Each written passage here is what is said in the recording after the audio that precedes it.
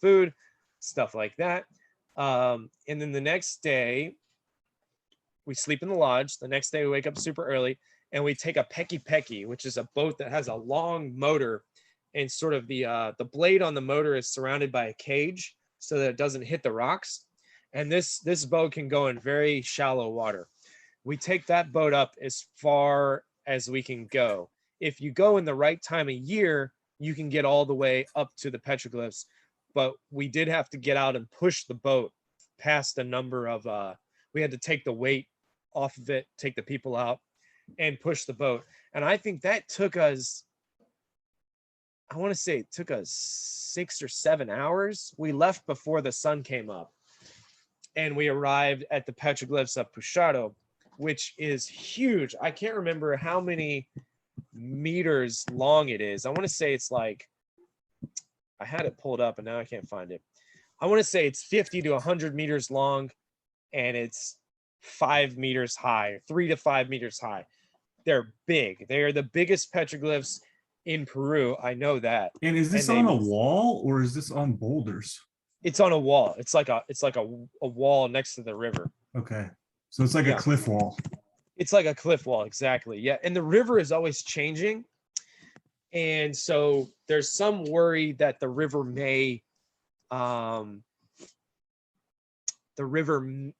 wash away some of the petroglyphs, which is not good. So I hope if it starts to do that, you know, it would not look good to have a concrete wall up from the petroglyphs, but I would rather have a concrete wall than lose the petroglyphs. For sure. You know, if that's what the Ministry of Culture, the government in Peru needs to do to protect it, if that is the best way to effectively protect it, I say go for it. You know, the wall, the concrete wall gets some moss on it and stuff, you won't even know. But yeah, exactly. But it needs to be protected for sure. There's been a number of expeditions that have gone there. I think the first outsiders to go there were in the 1920s or early 1900s. Well, in 1906, I had heard that they were those damn rubber guys that we were talking about, and they were in the region and had made a discovery. And then a Dominican priest, I believe, was sent out there in the 20s. Right. Yep. That's right. Yeah, it looks like 1909 and 1921 were the first people to see Pusharo outside of native people. And it really kicked up in the 1950s, 1960s, right? That people were starting to become more aware of it. Right. It looks like some people arrive. I mean, I would say certainly less than 100 or 200 people have visited Pusharo in the world. Wow. Ever. So even today, it's still very. So when we went to Pusharo, we were a group of 4. And we asked how many people have been to Pusharo this year. I think it was 2014. Pretty sure it was 2014. How many people have been to Pusharo this year? And they said 8, including you guys. And we were there in December. So in the year of 2014, there had been a total, including my group, a total of 8 people to go to Pusharo that year. And it's probably been more well-known more recently even. I mean, people weren't even really aware of it when you were going there. Right. Yeah. It's just not very well known because it's so hard to get to. But I really think if you're going to go to Peru, you should go to Machu Picchu, you should visit the stuff in the Sacred Valley, and you should go to Pusharo, because you just get to see a whole nother side of Peru that's not the Andes. The whole journey to Pusharo is amazing. The lodge is amazing. Visiting the native people is amazing. And the petroglyphs themselves, you really feel like Indiana Jones or something, going up this river to this remote location, this mysterious site. Oh, and I will say the journey to Pusharo, getting there, this place on the way to, it looks like Jurassic Park. Like if a pterodactyl flew by, you would only be slightly surprised. I mean, it is the most amazing place I have ever seen. I got the theme music going on in my head right now. Dun, dun, dun. So the petroglyphs themselves, as I said, I'm not very good with them. They're 100 foot long, I would say. Maybe a bit bigger. They are covered with, the best thing for you guys to do instead of me describing it would just be to Google it, because it's pretty difficult to describe. But there's sort of all these, in Pusharo is spelled Pusharo, Pusharo. There's all these sort of swirls and faces and little indistinct, just very strange things that are hard to figure out what they are exactly. The face sticks out, the swirls, sort of circles and X's. Let's talk about the swirls real quick, Scott, because yeah, you can see these. You see these swirls in Utah, Colorado. You see them in Mexico. You see them in Honduras. I mean, all throughout the Americas and even the world, you see these swirls. And I was told when I was in Utah that they were like sun markers. So they're almost like a calendar where they'll make a circle to mark like where the sun hits or casts a shadow or something. What's your theory on the swirl? That's interesting. I had never heard about the thing about the sun, although I've heard it associated with the sun, but not what you said, where the sun hits a certain time of year. I don't know. Maybe it's just something that looks cool. It could be as simple as that. But it is a symbol that's seen throughout the Americas, certainly. Especially in parts of the Amazon and Peru. The swirls are at Tipan, the swirls are at Pusharo, Hinkiori, Toro Muerto, I think, as well. They're there. So yeah, all over the place. Looks like we're having a little bit of a connection problem here. History at various times.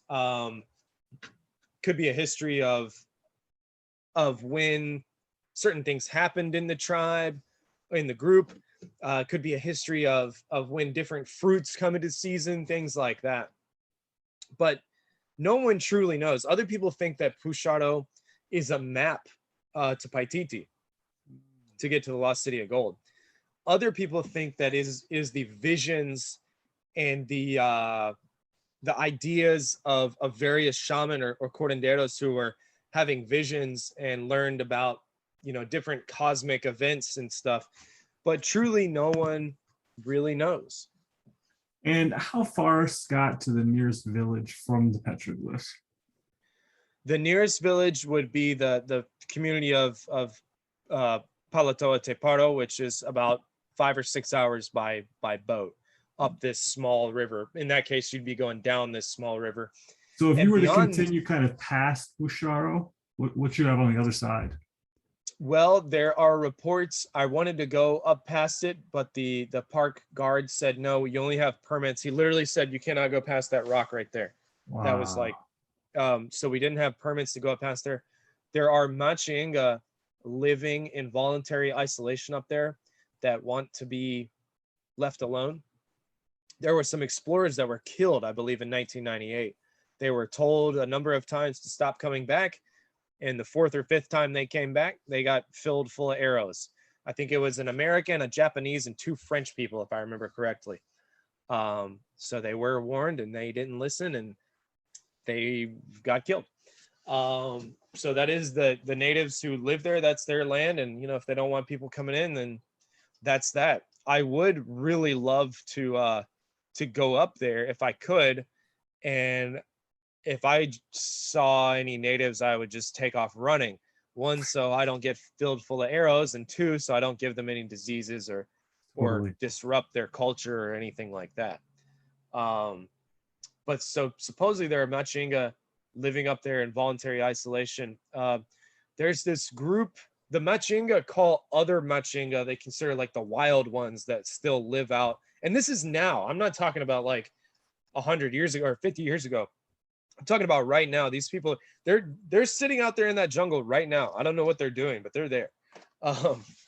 So the sort of more civilized, again, air quotes, Machinga, they call, I can't remember the name. It's something like Kogapiori. I'm probably butchering that, but it means assassins or the ones who kill in Machinga. So even the Machinga who live like in the communities I work with are sort of scared of these people because they will shoot you with bow and arrows. Typically Machinga just want to be left alone, but if you were to keep bothering them, you might get killed. But up beyond Pusharo, there is supposedly more petroglyphs, supposedly more Machinga villages, and potentially other archaeological sites, but nobody really knows, or if anyone knows, such as Machinga or park guards, they don't really talk about it. It's one of those secret things. I'll tell another quick story. Please. If we have to take a break at any time, let me know, but I'll tell another quick story. There is a group called the Mashko-Piros. We're talking about, so now we're talking a bit about, there's this misnomer of the uncontacted people. I'm doing air quotes a lot. Wish you guys could see me, but the uncontacted people in air quotes. They're not uncontacted. The better term is living in voluntary isolation. These are people that have retreated. They know that we're out there. They don't know exactly what we are. By we, I mean modern society, but they know that they don't want to be part of it. Most of the run-ins that they have had, these isolated people living in voluntary isolation, such as the Machinga, the Kogapiori, or however you say it, the assassins, and the Mashko-Piros, the run-ins they've had with our society have been very negative. So during the rubber boom, which was like the Amazonian Holocaust, when they raped, killed, tortured, maimed, enslaved native people to work in the rubber industry, a lot of these people retreated into the forest and still continued to live there to this day.